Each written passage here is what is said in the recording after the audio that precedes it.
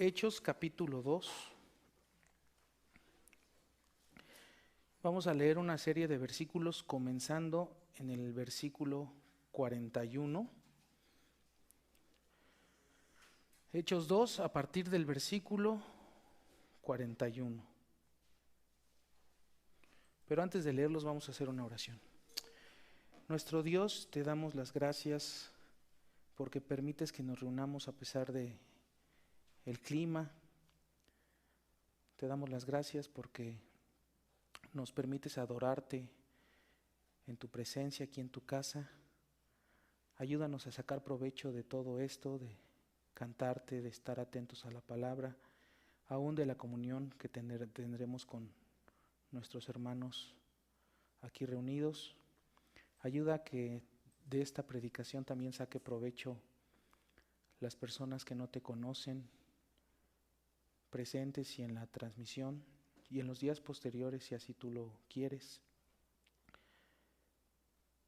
Que el predicador no sea un estorbo para que tu palabra cause el efecto que tú deseas. Que no llegue este mensaje solamente a los oídos de los oyentes, sino que tu espíritu haga que llegue hasta los corazones y afecte sus emociones y su voluntad.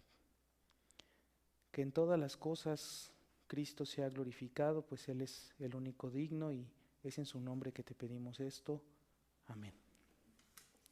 Hechos capítulo 2, damos lectura a partir del versículo 41 que nos dice así. Así que los que recibieron su palabra fueron bautizados y se añadieron aquel día, es decir, se añadieron a la iglesia por medio del bautismo, y se añadieron aquel día como 3,000 personas.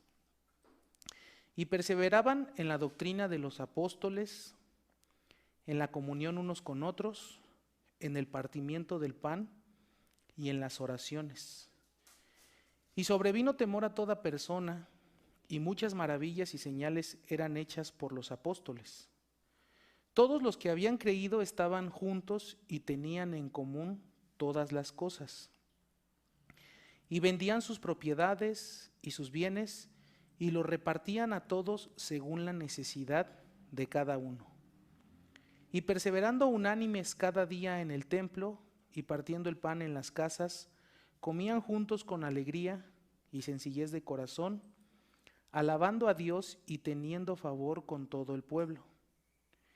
Y el Señor añadía cada día a la iglesia los que habían de ser salvos.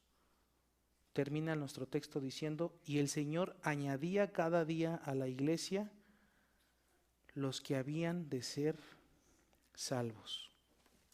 El título del día de hoy, no está en el pizarrón, pero sí está en la transmisión, es ¿por qué la iglesia no crece? Así está titulado. ¿Por qué la iglesia no crece? Y no crece, no me refiero a que crezca en madurez, en frutos, sino me refiero a por qué la iglesia no crece en cuanto al número de sus miembros, en cuanto a su membresía. ¿Por qué la iglesia no crece? Acabamos de leer en el versículo 47, el Señor añadía.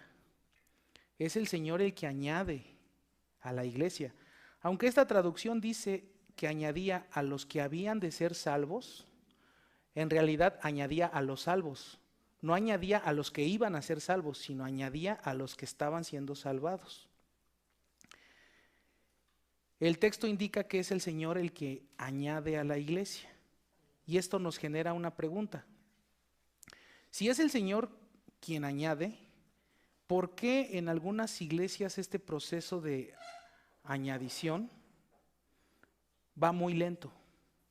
Si es Dios el que añade, ¿por qué en algunas iglesias este proceso es muy lento? ¿Por qué hay otras iglesias donde este proceso es muy rápido? En algunas iglesias este proceso de gente siendo añadida es muy lento, pero en otras este proceso es muy rápido. Yo conozco iglesias aquí en Ciudad Neza, aquí mismo en este municipio, donde se congregan hasta 5,000 personas en un culto. Aquí mismo en Ciudad Neza, yo conozco iglesias donde se congregan hasta 5,000 personas. Conozco iglesias aquí en Ciudad Neza que cada que celebran bautismos, cada que hay bautizos, ¿saben cuántas personas se bautizan? Entre 50 a 100 personas en una iglesia, en un servicio de bautizos.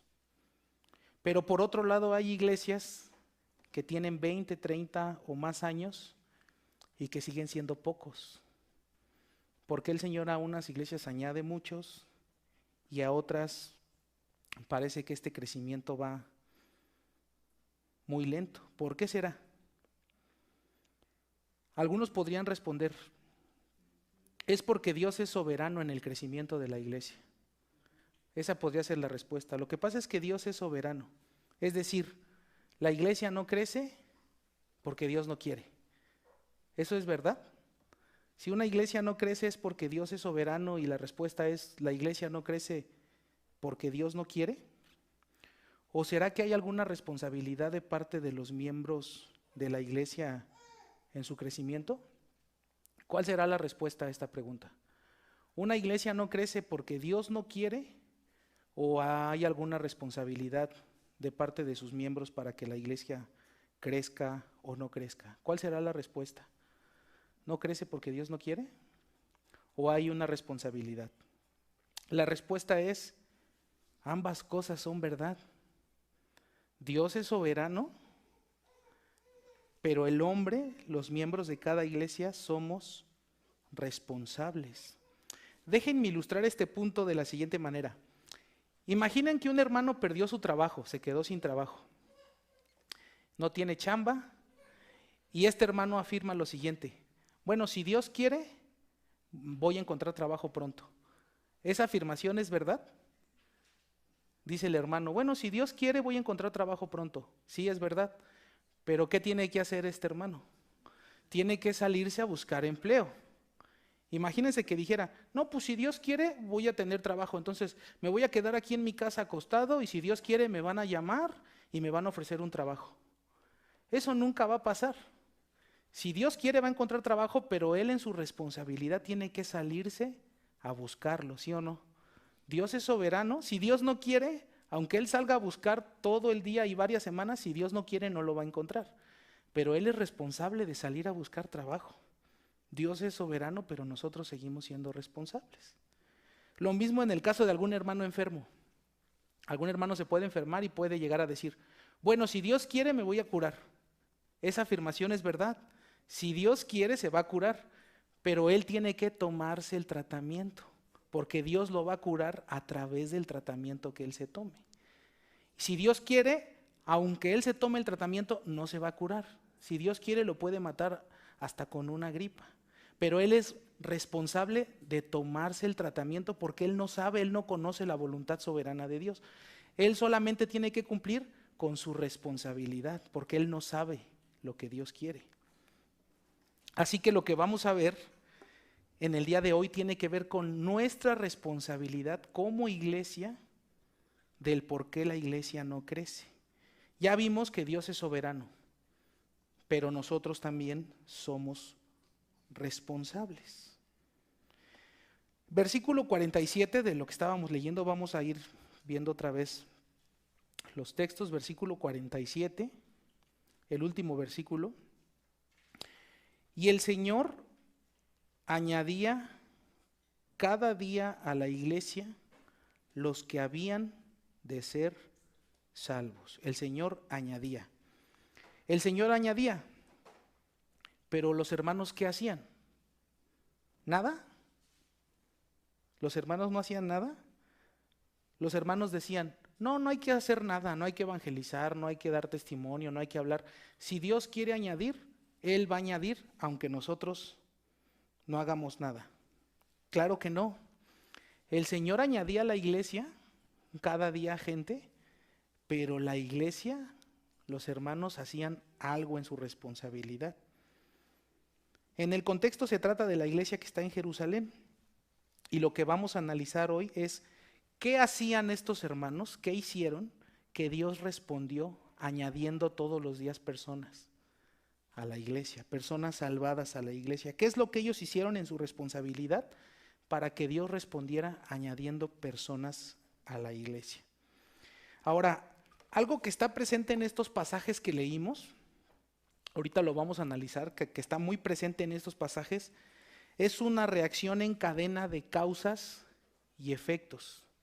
Esto de causa y efecto es una ley universal que está por todas partes en las Escrituras.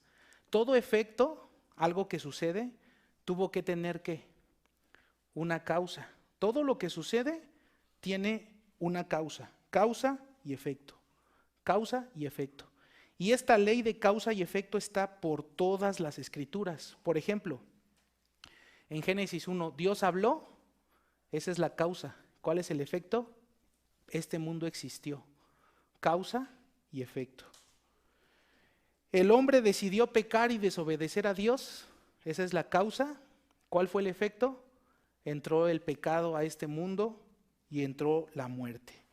Causa y efecto. Les repito, esta es una ley universal, está por todas las Escrituras. Incluso es como una forma de hermenéutica para entender algunos pasajes. Causa y efecto. Vamos a ver dos ejemplos de esto que les estoy diciendo, causa y efecto. Por favor, dejen una marca en el libro de los Hechos, en el capítulo 2 donde estamos, y vamos a Jeremías capítulo 32. Dejen una marca y vamos a Jeremías 32. Lo que encontramos aquí en Jeremías 32, yo considero que es la mejor forma de entender la doctrina que conocemos como la perseverancia de los santos. En muy pocas palabras, esta doctrina está ilustrada aquí, la perseverancia de los santos. Dice nuestro texto, Jeremías 32:40, y haré con ellos pacto eterno, que no me volveré atrás de hacerles bien. Y pondré mi temor en el corazón de ellos. Esta es la causa. Escuchen cómo lo estamos argumentando. Y pondré mi temor en el corazón de ellos. Esta es la causa. ¿Cuál es el efecto? Para que no se aparten de mí. ¿Por qué los creyentes no se apartan de Dios? Porque Él puso su temor en nuestros corazones. Causa y efecto. La causa, Dios nos preserva. El efecto, los creyentes perseveramos. Causa y efecto. Vamos a ver otro ejemplo de esto. En Primera de Juan 4, por favor, acompáñenme ahí. Si ustedes analizan muchos textos, se van a dar cuenta que esto está por todas partes. Causas y efectos. Acabamos de ver que los creyentes perseveran como un efecto porque Dios nos preserva. Esa es la causa. Dios puso en nuestros corazones su temor. Ahora en Primera de Juan, capítulo 4, de nuevo causa y efecto. Dice Primera de Juan 4:19. Nosotros le amamos a Él. Este es el efecto, aquí están invertidos los papeles. ¿Por qué le amamos? ¿Cuál es la causa? Porque Él nos amó primero. ¿Se dan cuenta? Causa y efecto. Nosotros le amamos, ese es el efecto, pero ¿qué fue lo que provocó nuestro amor? Que Él nos amó primero. Causa y efecto. Quise hacer esto de explicarles de esto de causa y efecto porque vamos a encontrar una cadena de causas y efectos en los pasajes que vamos a leer a continuación. Vamos a regresar al capítulo 2 del libro de los Hechos para ver esto. Hechos capítulo 2. Se van a dar cuenta cómo están encadenadas una serie de causas y efectos. Y esto que hicimos de verlo en otros textos nos ayuda a entenderlo mejor. Hechos capítulo 2. Otra vez leemos. El contexto de lo que estamos a punto de leer o que leímos al principio es aquel sermón que el apóstol Pedro da en el día del Pentecostés, que se convierte en 3,000 personas. ¿Se acuerdan que venían a celebrar la fiesta de la Pascua de muchas partes? Y en el versículo 41 leemos, así que los que recibieron su palabra, escuchen, esta es la causa, recibieron su palabra. ¿Cuál fue el efecto de haber recibido la palabra? Fueron bautizados. Causa y efecto. Así que los que recibieron su palabra, causa, fueron bautizados, efecto, y se añadieron aquel día como 3,000 personas. Es decir, por medio del bautismo fueron añadidos a la iglesia 3,000 personas. Esto no significa que el bautismo salve a nadie. Esto significa que los que recibieron su palabra fueron obedientes en el mandato de bautizarse. Mostraron de manera visible la obra que había pasado en sus corazones, que fue de manera invisible. Aquí podemos encontrar la relación tan estrecha entre la fe y el bautismo. Hay una relación entre la fe y el bautismo. Los que de verdad han recibido la palabra responden en obediencia, buscando ser bautizados en una iglesia. Más atrás, en el versículo 38, volvemos a encontrar esta relación. Miren, regrésense unos versículos al versículo 38. Pedro les dijo: arrepentíos, y después de que se arrepienten, bautícese cada uno. La respuesta obediente de alguien que ha recibido la palabra es bautizarse. El bautismo no salva de nuevo, pero el bautismo es la demostración visible de que en verdad la persona ha creído. Es una respuesta obediente. Otro pasaje en la Escritura dice: el que creyere y fuere bautizado. Hay una relación muy estrecha. Sin embargo, nosotros hemos tenido personas en esta y en otras iglesias hermanas que dicen tener fe, pero no quieren bautizarse. Yo he platicado con algunos hermanos pastores de otras iglesias y en todos lados existen personas que dicen que tienen fe, pero no lo demuestran buscando ser obedientes al mandato del bautismo, porque el bautismo es un mandato.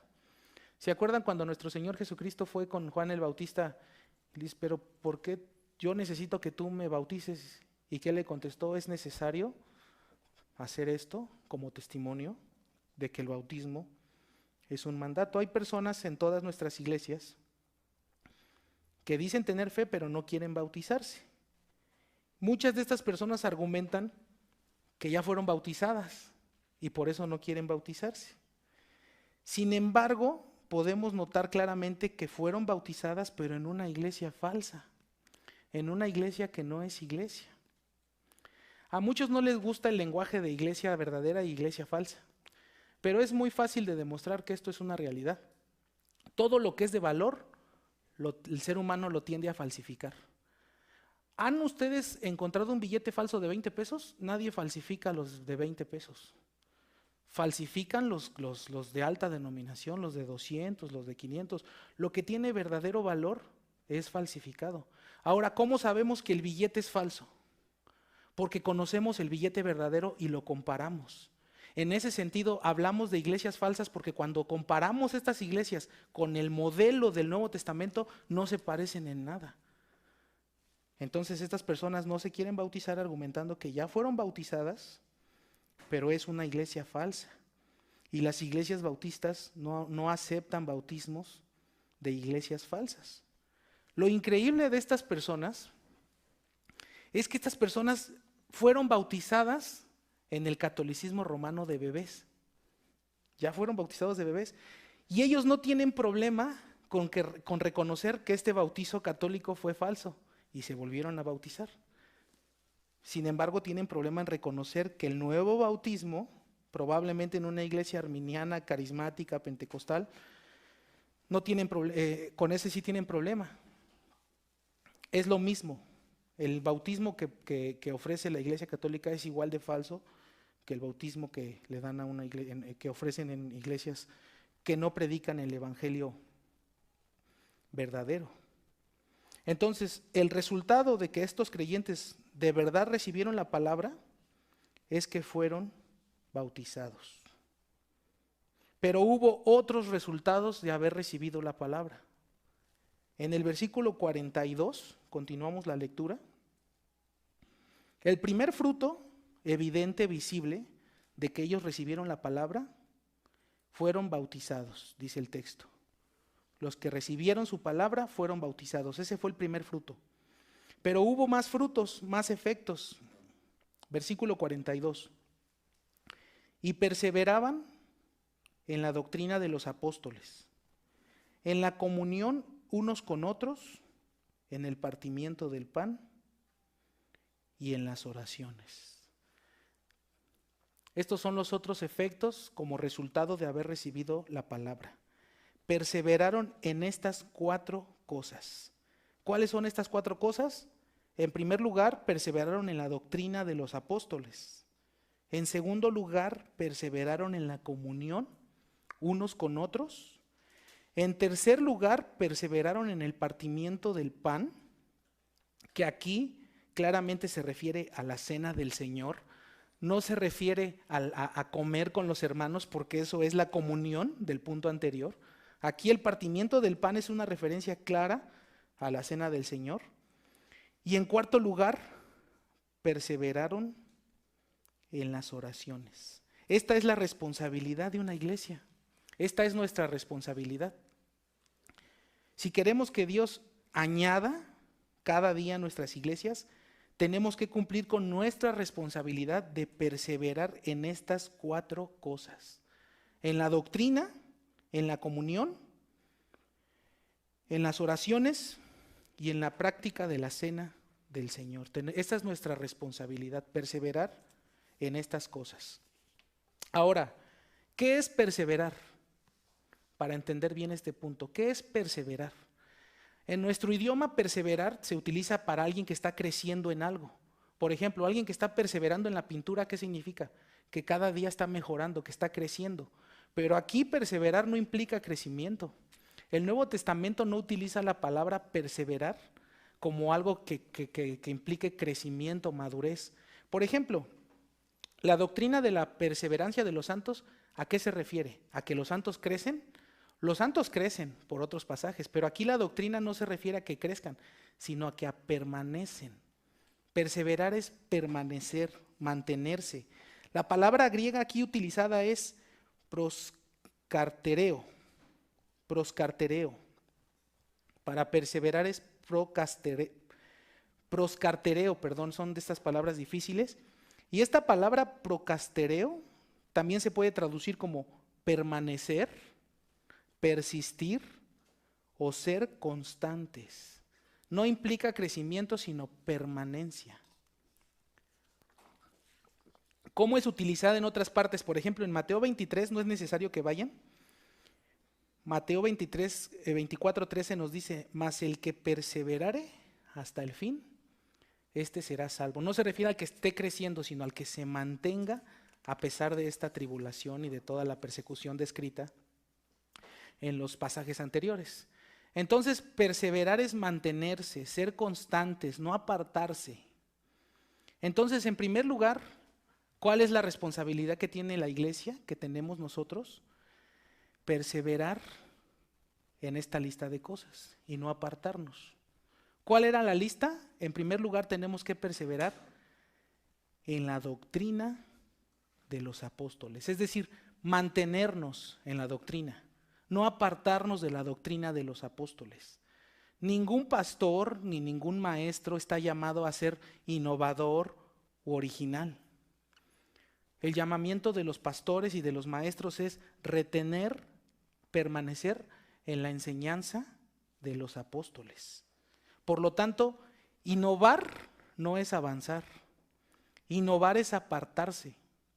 Las personas en la historia de la iglesia que han innovado en su doctrina, por lo general se han apartado.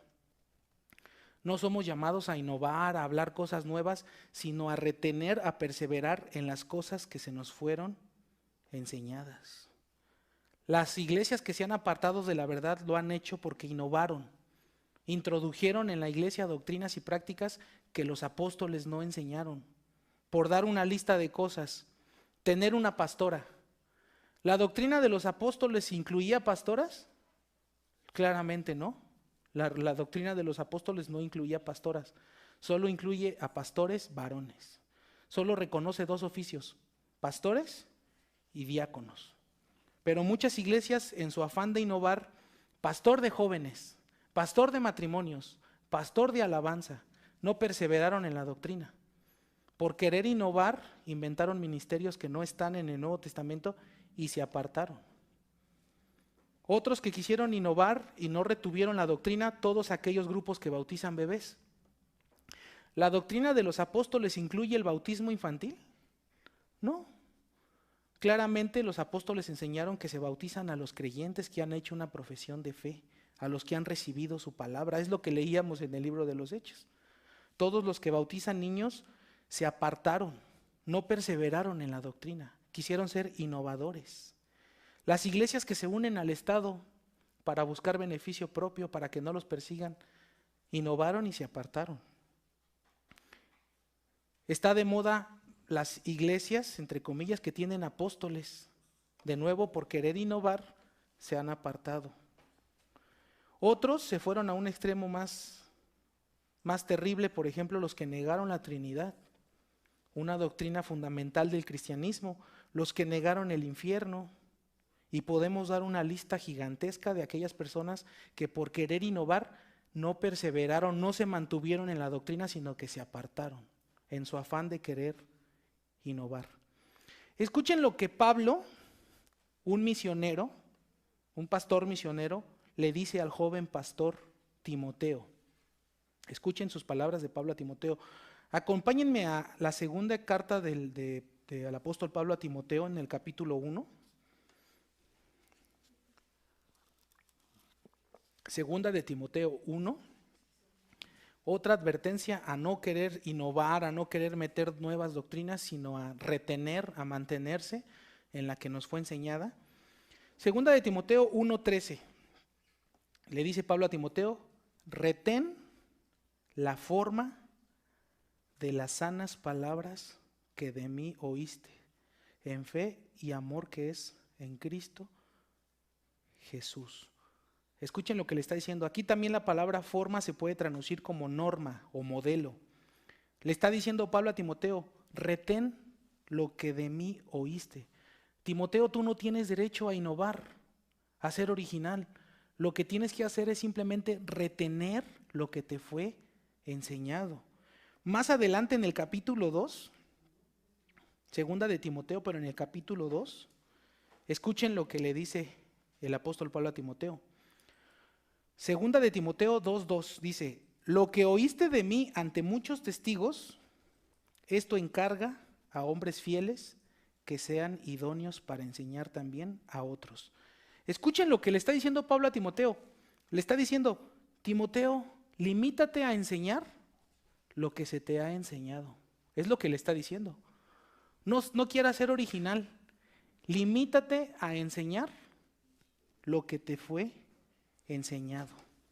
Entonces, en primer lugar de nuestra responsabilidad, la iglesia es responsable de vigilar si lo que se nos está enseñando es conforme a las Escrituras o no. Esta no es responsabilidad de los líderes del pastor. Más bien es responsabilidad de la iglesia. ¿Se acuerdan cómo llama Pablo a los cristianos de Berea? Les dice, ustedes son más nobles que los de Tesalónica. ¿Por qué les llama nobles? Dice, porque escudriñaban cada día las Escrituras para ver si lo que mismo Pablo predicaba era conforme a las Escrituras. La responsabilidad de la iglesia es vigilar que lo que se nos esté predicando sea conforme a las Escrituras. Tenemos que perseverar en la doctrina de los apóstoles y no tratar de ser originales. Si algún día el liderazgo de esta iglesia dijera, ¿saben qué? Vamos a ordenar una pastora. ¿Qué van a decir los que estén presentes? Sí, amén, bienvenida. Hay necesidad en las mujeres. Van a pararse los hombres de Dios y van a decir, no, la iglesia no es de usted y usted no tiene el derecho de introducir esto porque esto no es la enseñanza clara del Nuevo Testamento. Nuestra responsabilidad es vigilar que lo que se nos está enseñando sea conforme a las Escrituras. Esa es nuestra responsabilidad. Sin embargo, por causa del internet existe el fenómeno de que a veces pasa al revés. Creyentes que escuchan una postura en internet distinta a la que su iglesia tiene y quieren venir e introducirlas. Es que allá hacen eso y yo creo que tenemos que hacerlo porque el pastor fulano, y como es muy famoso, lo hace, tenemos que introducirlo. Nosotros no estamos para cambiar a la iglesia, estamos para que la iglesia nos cambie a nosotros. No es lo mismo vigilar, que lo que se nos enseña es bíblico, a querer tratar de meter prácticas que en su mayoría las prácticas que se nos tratan de meter por causa del internet ni siquiera son bíblicas. En segundo lugar, tenemos que perseverar, dice el texto, en la comunión los unos con los otros. Perseveraban en la doctrina, dice, y en la comunión los unos con otros. La palabra griega para comunión aquí es la palabra koinonía. Esa es la palabra para comunión, koinonía. Koinonía significa una relación espiritual y profunda entre hermanos. La verdadera comunión y la verdadera koinonía. Déjenme decirles, hermanos, que por experiencia propia y en los años que llevo en esta iglesia, este punto de tener koinonía con los hermanos es algo muy difícil de llevar a la práctica. Es algo muy, pero muy difícil de llevar a la práctica. Muchas veces pensamos que tener comunión es llevarnos bien y pasar tiempo juntos. Yo tengo comunión con los hermanos. ¿Cómo sabes? Sí, porque me llevo bien con todos y a veces paso tiempo con ellos. Y eso está bien, pero esto no es la verdadera comunión. Esta no es la koinonía que habla la Escritura. La verdadera comunión entre creyentes es algo espiritual. Encontré esta definición de un buen teólogo de koinonía, que lo ilustra de manera muy clara y muy buena. Escuchen lo que dice este teólogo sobre koinonía, verdadera comunión espiritual con los hermanos. Dice: comer juntos después del culto, esto es compañerismo. Orar unos por otros y ayudarnos en nuestras necesidades, eso es comunión, eso es koinonía. Comer juntos es compañerismo, pero orar unos por otros es koinonía. Podemos comer juntos con muchos hermanos y no estar orando por ellos, ni ellos por nosotros. Nuestra relación simplemente es social, pero no es koinonía, no es una relación espiritual y profunda. Dice este mismo pastor: visitar a un hermano entre semana, eso es compañerismo. Exhortar al hermano cuando lo ven pecando a caminar en obediencia, eso es comunión. Visitarlo entre semana, compañerismo. Pero exhortarlo cuando vemos que anda en malos pasos a caminar en obediencia, eso es koinonía, eso es comunión. La relación es espiritual, no simplemente social. Una relación espiritual. Ahora, podemos tener compañerismo con personas inconversas. Es más, debemos tener compañerismo con personas inconversas. ¿Para qué? Tratando de buscar su salvación. Pero la verdadera comunión tiene que ser entre creyentes.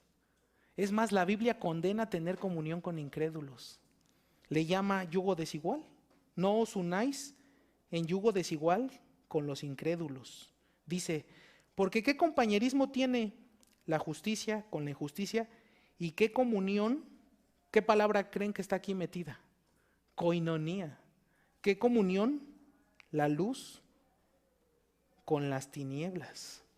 No podemos tener comunión profunda con incrédulos. Hablamos otro idioma, se supone que hablamos otro idioma. Imagínense que un creyente platique con un incrédulo acerca de sus luchas contra el pecado. Es un idioma que ellos no pueden entender. Es que yo estoy luchando con el incrédulo se va a quedar así de, no sé de qué me estás, yo no entiendo qué es eso, es otro lenguaje. ¿Existirá acaso un creyente que solo tenga amigos incrédulos y que tenga mucha comunión con amigos incrédulos? ¿Existirá algún creyente que procure tener relaciones con personas incrédulas y nunca procure una koinonía, una amistad con otros creyentes? ¿Existirá? No sé si recuerdan que el pastor decía el domingo: ¿puede haber un creyente que diga, me caen mal los hermanos? Este domingo pasado lo decía. ¿Podrá un creyente decir, es que a mí me caen mal los hermanos? Es nuestra responsabilidad, hermanos, procurar tener comunión los unos con nosotros. Nuestra responsabilidad. Incluso la Escritura dice que una de las pruebas de una verdadera conversión es el amor para con los hermanos. Dice la Escritura, nosotros sabemos que hemos pasado de muerte a vida en que amamos a los hermanos. Tenemos que procurar buscar una comunión verdadera con otros creyentes. No sé si recuerdan aquí los varones y las mujeres cuando éramos jóvenes y nos enamorábamos, cuando teníamos nuestro primer amor. ¿Qué hacíamos cuando estábamos enamorados? Procurábamos estar tiempo con la persona de la que estábamos enamorados, ¿sí o no? Cuando una persona está enamorada, procura pasar tiempo con la persona por la que tiene esos sentimientos. Todos aplicamos esa de, cuelga tú, no, cuelga tú. Cuando uno está enamorado, procura estar con la persona de la que ama. Si en verdad amamos a los hermanos, procuraremos pasar tiempo con ellos. No es fácil tener esa clase de relación aún entre los hermanos. Escuchen lo que voy a decir. No es fácil tener ese tipo de relaciones aún entre hermanos por causa del pecado.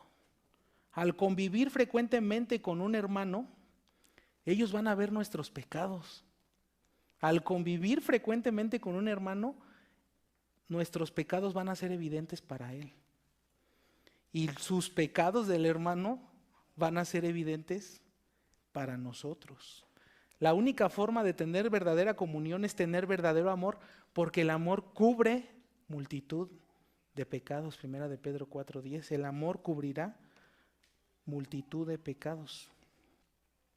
En el mundo, la comunión se basa en los intereses en común. Las personas se juntan porque comparten algún interés en común. Por ejemplo, los que tienen el mismo hobby se juntan entre ellos. Las personas que tienen la misma edad buscan juntarse entre ellos. De la misma clase social se juntan entre ellos. Personas de la misma profesión se juntan entre ellos. Con el mismo deporte se juntan. Los que tienen hijos adolescentes se juntan. Los que tienen hijos pequeños se juntan. La comunión está basada en los intereses de cada quien, en los hobbies, en los deportes. Y esto suele pasar aún en las iglesias. Los de cierta clase social se juntan con los de cierta clase social.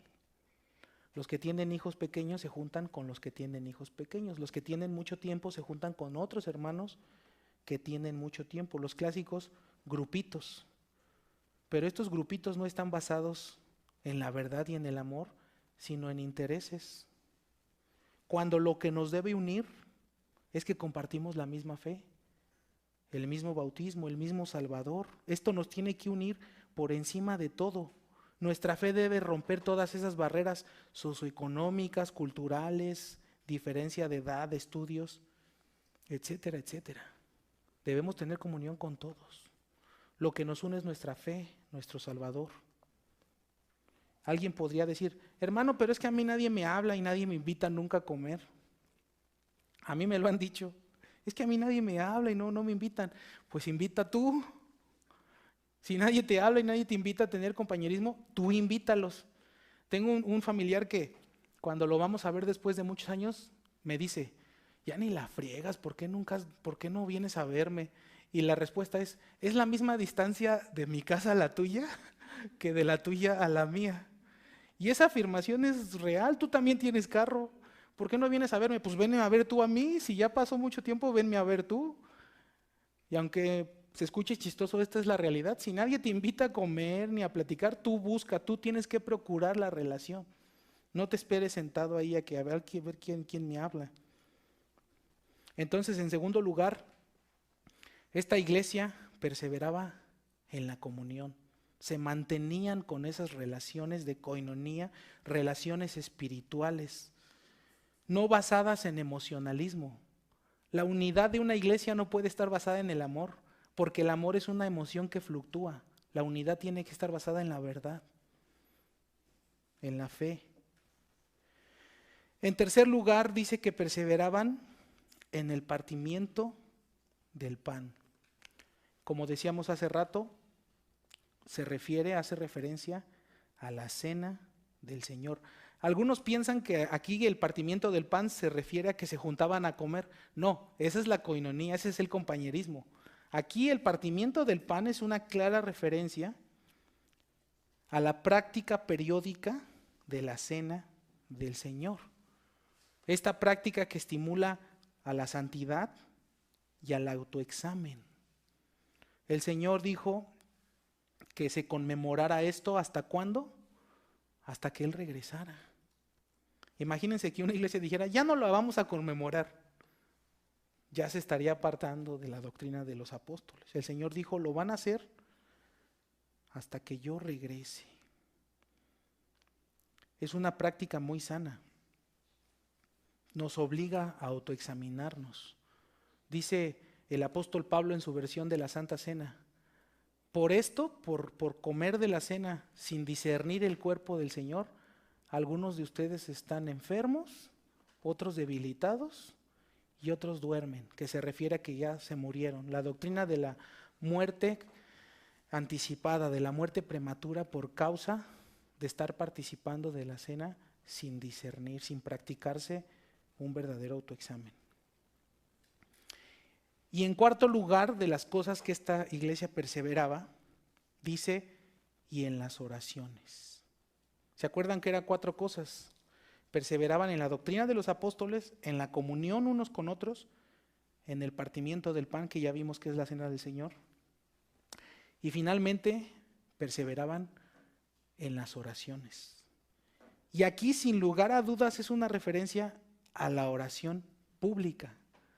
Ellos no podían saber si la iglesia perseveraba en la oración privada. ¿Por qué? Porque es privada. Si ellos supieran, ya no sería privada. Entonces, esto es una referencia de que perseveraban en la práctica de la oración pública, es decir, se reunían para orar. Se reunían para orar. De hecho, las otras 3 cosas en las que perseveraban eran públicas. La enseñanza de los apóstoles, de manera pública. La comunión unos con otros, pública. La cena del Señor, pública. Y aquí las oraciones se refiere, sin lugar a dudas, a la oración pública. Aquí podemos ver la gran importancia del culto de oración. Aquí está plasmado, aquí podemos ver claramente la gran importancia que tiene el culto de oración. Dios añadía a la iglesia de Jerusalén, pero esta iglesia oraba.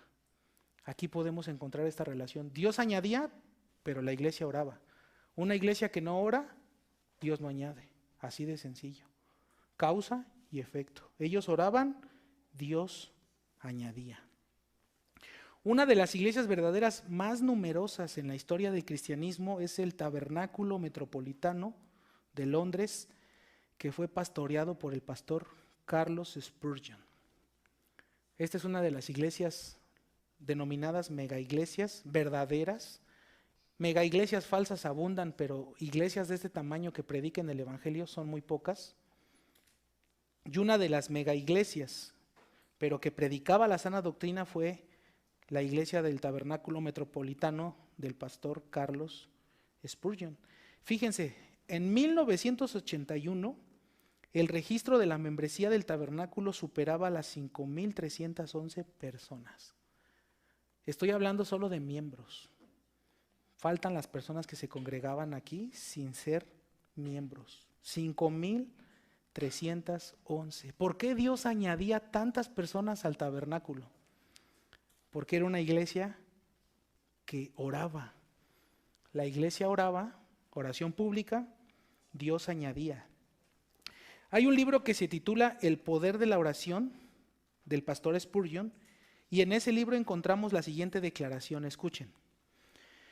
Cuando la gente visitaba el tabernáculo metropolitano, Charles Spurgeon les mostraba la sala de oración situada en el sótano, donde siempre había gente de rodillas intercediendo por la iglesia.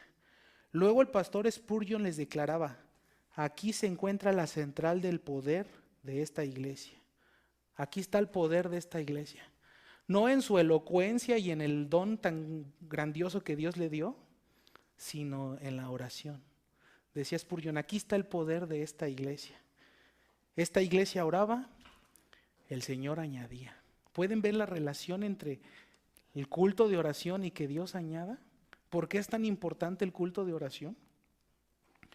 Continuamos la lectura, regresamos al capítulo 2 del libro de los Hechos para continuar la lectura y concluir.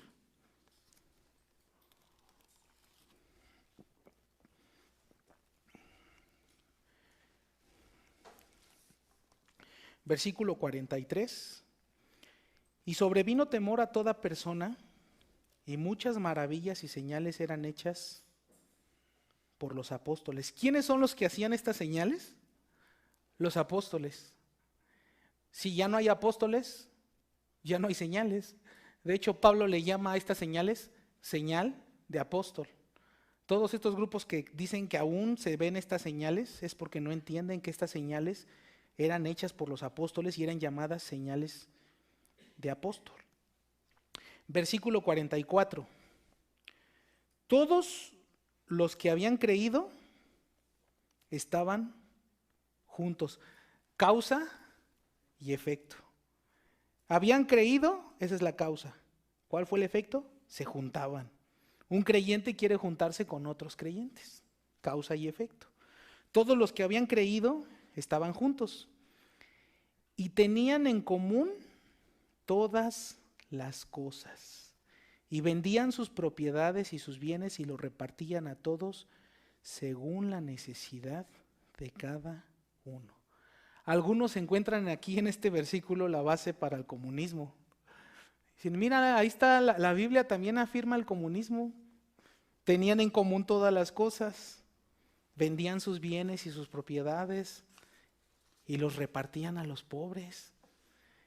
Bueno, no dice a los pobres, lo repartían a cada uno de la iglesia según su necesidad. Ya ven, ahí está el comunismo. Eso significa que si aquí hay un hermano con necesidad y un hermano tiene 2 casas, tiene que vender una de sus casas para dárselo al hermano en necesidad. Hay un contexto que las personas que les gusta usar mucho este versículo no entienden. Jerusalén sería destruida en el año 70. Vamos a venderla, va a ser destruida. No sé si me explico. Había sido profetizada esta destrucción. Ahora, en el comunismo el Estado te forza a hacer todo esto. En el comunismo todos tienen todo en común porque el Estado te está forzando. El Estado, si tú tienes 2 vacas, tu vecino no tiene vacas, el Estado viene y te quita tu vaca y se la da. En el comunismo el Estado te forza. Pero en la iglesia estas cosas eran el fruto del verdadero amor y de la verdadera comunión. Dios no te pide, vende todo y dáselo a los hermanos. Pero si tú lo quieres hacer porque amas a tu hermano, porque Dios lo puso en tu corazón, eres libre de hacerlo. Poner las necesidades de los hermanos por encima de las nuestras. Cuando una iglesia practica esto, Dios añade. Cuando una iglesia practica este amor y esta comunión, cuando ponemos las necesidades de los hermanos por encima de las nuestras, Dios añadirá. Cuando nos despojemos del egoísmo, cuando dejemos de pensar tanto en nosotros y comencemos a pensar en los hermanos, Dios añadirá. Créanme. Dice el versículo 46. Y perseverando unánimes cada día en el templo, y partiendo el pan en las casas, comían juntos con alegría y sencillez de corazón, alabando a Dios y teniendo el favor con todo el pueblo. Qué interesante versículo. ¿Por qué tenían el favor con todo el pueblo? Aquí no se refiere a creyentes. Teniendo el favor con todo el pueblo se refiere al resto del pueblo que no era parte de la iglesia. ¿Por qué tenían el favor del pueblo? ¿Por qué? La respuesta es, los habitantes de aquel pueblo pudieron ver que el cristianismo no es que el cristianismo no es un discurso religioso y nada más, sino una vida transformada. Repito, los habitantes pudieron ver que el cristianismo no era solo un discurso religioso, sino algo que transformaba vidas. Su vida y su testimonio de estos primeros creyentes era coherente con su fe. Su vida y su testimonio era visible y aparte de que era visible traía beneficios para la sociedad. Y por eso tenían el favor del pueblo. Ellos demostraban con su vida que lo que creían, que lo que profesaban, no solamente era un sermón, sino era la verdad. El pueblo pudo ver que este grupo no buscaba su propio bien, sino el bien de los demás. El pueblo pudo ver que este grupo no buscaba enriquecerse, sino servir. El pueblo pudo ver, no, estos pastores no están aquí por el diezmo, ellos están aquí para ayudar a los demás. Venden sus cosas y las reparten según la necesidad. El pueblo vio que no buscaban enriquecerse, sino servir a otros. El pueblo pudo ver que los cristianos eran personas trabajadoras, honestas y confiables. Tenían el favor de los incrédulos. Yo les pregunto en este punto, hermanos, ¿nuestro testimonio ha impactado a alguien? ¿Nuestro testimonio ha impactado a alguien? ¿Somos congruentes con lo que creemos? ¿Qué concepto tendrán nuestros vecinos de nosotros si fuéramos a preguntarle a sus vecinos? No, pues me echa la basura, nunca me saluda. ¿Qué concepto tendrán? Aquí vemos claramente que todo el pueblo fue impactado porque esta iglesia era de testimonio. ¿Qué concepto tendrán nuestros vecinos? No os quita su música hasta las 2, 3 de la mañana y el domingo se va al culto. ¿Qué testimonio tendrán nuestros vecinos? ¿Qué concepto tienen de nosotros nuestros familiares? ¿Qué concepto tienen de nosotros nuestros compañeros de trabajo? El testimonio es muy importante. Esta iglesia impactó porque era de buen testimonio. Dice la Escritura en Primera de Pedro 3:1, no es necesario que vayan, quédense ahí en Hechos 2. Primera de Pedro 3:1 dice: asimismo, vosotras mujeres, estad sujetas a vuestros maridos, para que también los que no creen en la palabra sean ganados sin palabra por la conducta de sus esposas. ¿Qué está diciendo? ¿Una persona se puede convertir viendo la conducta de su esposa? No. Para convertirse necesita escuchar el evangelio. Lo que está diciendo es, lo que te va a abrir la puerta con tu esposo es tu conducta. Eso es lo que está diciendo Pedro. Pero este texto también se aplica a los esposos. Si se trata de un esposo creyente con una esposa inconversa, ¿qué es lo que te va a abrir la puerta para hablarle el evangelio? Tu conducta. Pero también aplica para hijos que tienen padres incrédulos. Lo que te va a abrir la puerta con tus padres, tu conducta. Y también aplica con padres con hijos incrédulos. Es la conducta, el testimonio lo que nos abre la puerta. Y finalmente llegamos al versículo 47, después de analizar todos estos pasajes, que termina diciendo, y el Señor, Hechos 2:47, y el Señor añadía cada día a la iglesia a los que habían de ser salvos. Vemos que el Señor añadiendo es el resultado de todo lo anterior. El Señor añadiendo personas es el efecto. ¿Cuál es la causa? Todo lo que ya vimos. El Señor añadirá siempre y cuando la iglesia sea fiel en lo que ya vimos. El Señor va a añadir siempre y cuando la iglesia sea fiel en la doctrina de los apóstoles, en la comunión entre hermanos, en el testimonio ante el mundo y en las oraciones. ¿Queremos ver este efecto? ¿Queremos que Dios salve a muchos en Ciudad Neza? Tenemos que cumplir con nuestra responsabilidad. Dios es soberano, Él va a salvar a los que Él quiera. Pero nosotros tenemos que cumplir con nuestra responsabilidad, vigilando la doctrina, procurando la comunión entre los hermanos, procurando. Yo entiendo que muchas veces no nos es posible venir a los miembros al culto de oración en los viernes. Yo lo entiendo perfectamente. En alguna ocasión escuché o fui exhortado por no venir al culto de oración por un hermano, y el hermano justamente me exhortaba, pero yo pensaba, bueno, yo no podría exhortar a mis hermanos por no venir al culto porque yo no sé por qué no vienen. Exhortarlo sería asumir, bueno, tú no vienes porque no quieres. Yo no sé si vienen cansados de trabajar, si están trabajando a esa hora. Lo terrible sería que pudiendo venir, teniendo los recursos, el tiempo, no vinieran. Pero como yo no sé las motivaciones, ni puedo saberlas, yo no puedo asumirlas, yo no puedo decir, no vienen porque no quieren.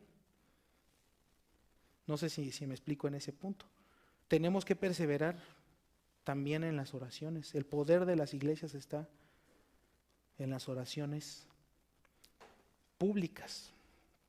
Queremos este efecto, queremos que Dios añada, queremos que Dios salve, tenemos que cumplir con nuestra responsabilidad. Ahora quiero aclarar que no estoy hablando simplemente de números, no me estoy enfocando solamente en los números. Lo que decía yo al inicio, conozco iglesias en esa donde cada domingo se reúnen más de 1,000 personas, donde en cada bautismo se bautizan 50, 60, 100 personas. Diríamos, es que estas iglesias son fieles en todo esto que hoy vimos y por eso Dios añade 50, 60, 80 en cada bautismo. ¿Las defenderemos así? Es que esas iglesias están siendo súper fieles y por eso Dios está añadiendo. Y la respuesta, yo conozco esas iglesias y no son fieles.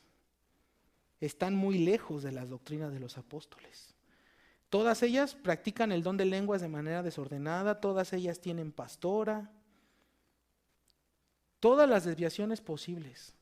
Y entonces, ¿por qué Dios añade tantas personas? Pues yo no creo que sea Dios el que las esté añadiendo. Dudo mucho de que sea Dios el que las esté añadiendo. Esas personas llegan y se quedan porque les gusta lo que oyen. Dios, eres un campeón, eres una reina, eres una princesa, Dios te quiere bendecir, Dios te quiere prosperar, Dios no quiere que estés enfermo. No es Dios el que añade. Incluso quizás podríamos decir que es el diablo el que añade. Es el diablo que quiere tener esas iglesias llenas. Termino con estas palabras, hermanos. Tú que estás aquí presente, en base a lo que has oído, ¿en verdad has recibido la palabra? Si tu respuesta es sí, mi pregunta sería, entonces, ¿por qué no te has añadido a la iglesia? Entonces, ¿por qué no procuras la comunión con los hermanos? Y todo lo que vimos en esta lista.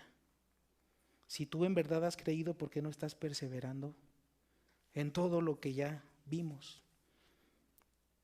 Perseverar en estas cosas es el efecto y la causa es que en verdad has recibido la palabra.